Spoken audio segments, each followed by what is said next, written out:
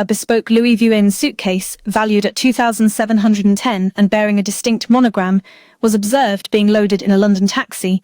The scene unfolded in broad daylight, with a footman present and police officers observing, yet the destination of its owner, Beatrice, remains officially undisclosed. This specific piece of luggage, highly visible and deliberately personalized, appears to serve a function beyond mere travel, acting as a deliberate signal within a complex family dynamic. Its public display hints at a carefully managed event, rather than an accidental capture, prompting questions about its intended communication. This single detail initiates a deeper examination of the current circumstances surrounding the individual and her family, suggesting a significant, unspoken narrative. The circumstances of the departure itself are noteworthy. Photographs captured Beatrice in the act of leaving, clad in funeral attire, specifically a black blazer, accompanied by 3 bags. One of these, the monogrammed Louis Vuitton, was unmistakably personalized, rendering it instantly identifiable. This public positioning, within the context of figures adjacent the royal family, suggests a form of controlled release. The loading of such an expensive and identifiable item in a street-level taxi in London, with official presence, is unlikely to occur without a degree of intentionality regarding its visibility. The central inquiry, therefore, shifts from whether this event was observed, what precise message it was intended to convey, particularly given the absence of any public statement. However, the narrative gains complexity due to the undisclosed destination. Public information offers no clarity regarding where Beatrice was headed. This deliberate absence of a defined endpoint itself constitutes a particular form of statement. Her departure occurs during a period when other members of the Ferguson-York family are also notably in motion. Her sister, Eugenie, recently emerged in Sicily, attending a society wedding.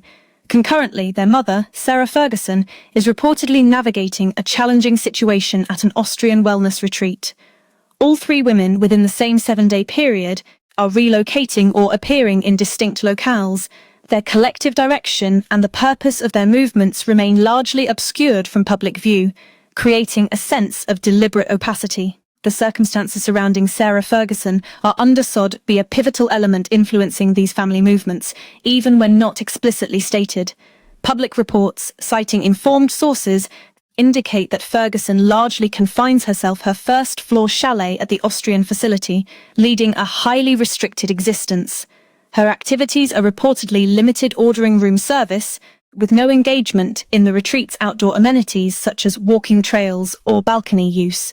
Her hair was styled on a singular occasion by a visiting professional, a private arrangement that underscores her isolation.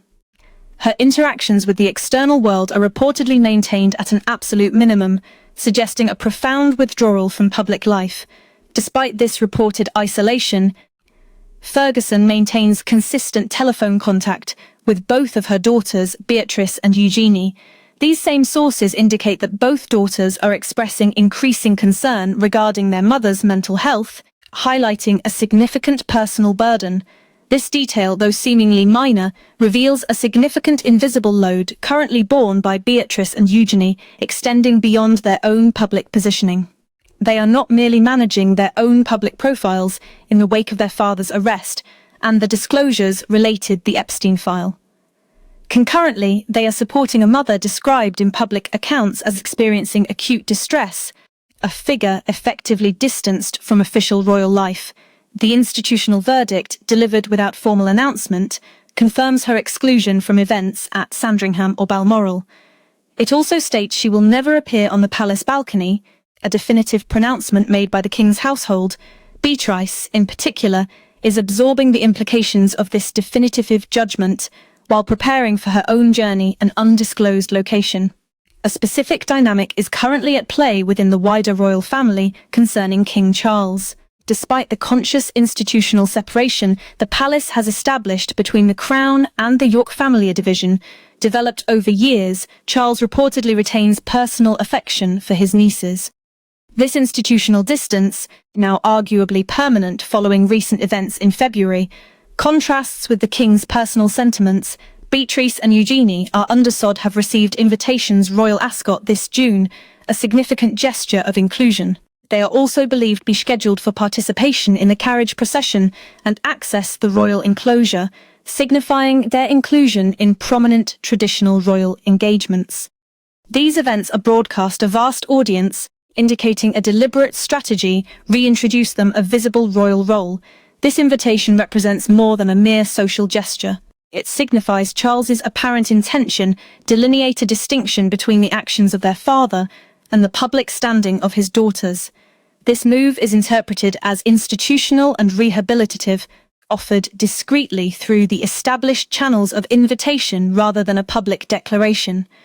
It suggests a carefully considered strategy reintegrate the sisters in certain aspects of royal visibility without overtly challenging the broader institutional distance from their father.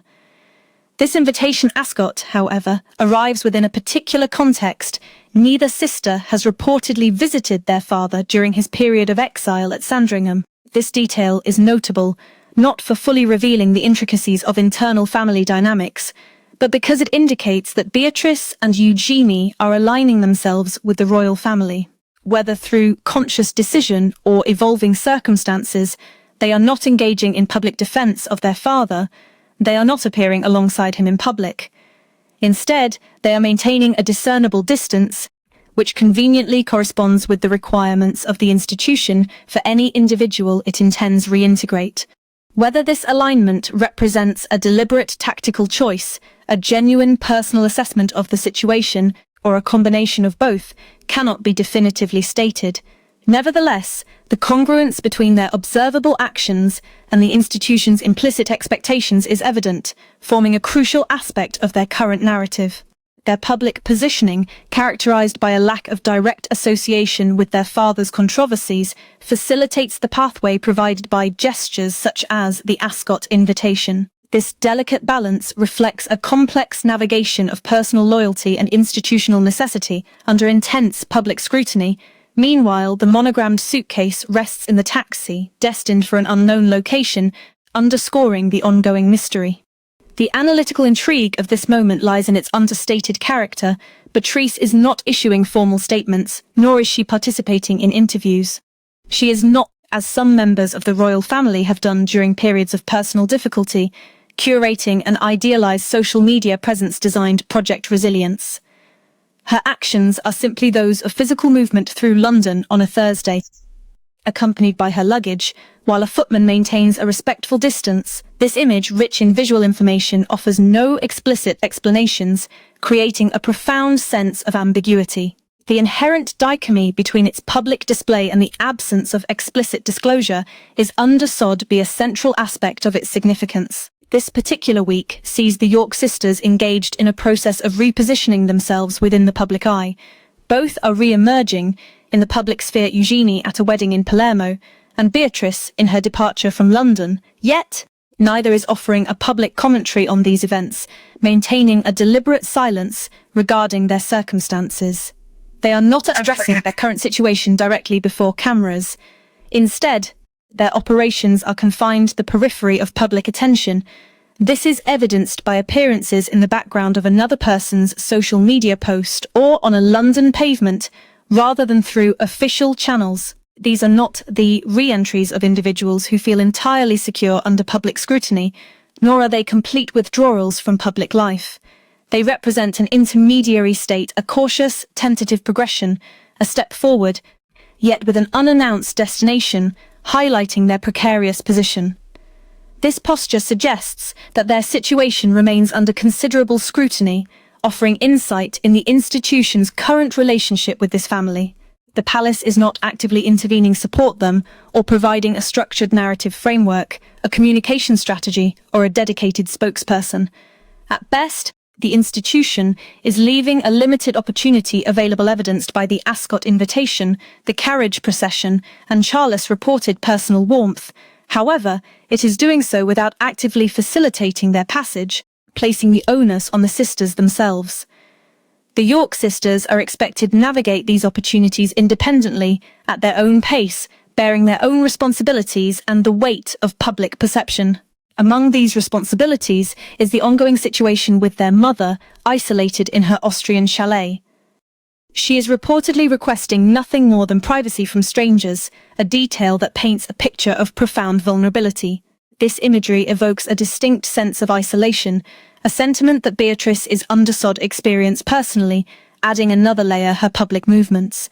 The cumulative weight of these family dynamics, public expectations, and personal challenges forms a significant part of their current experience, shaping their every public appearance.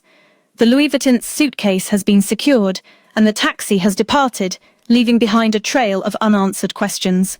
The public is left, as is often the case with this family, observing an exit without knowledge of the intended arrival.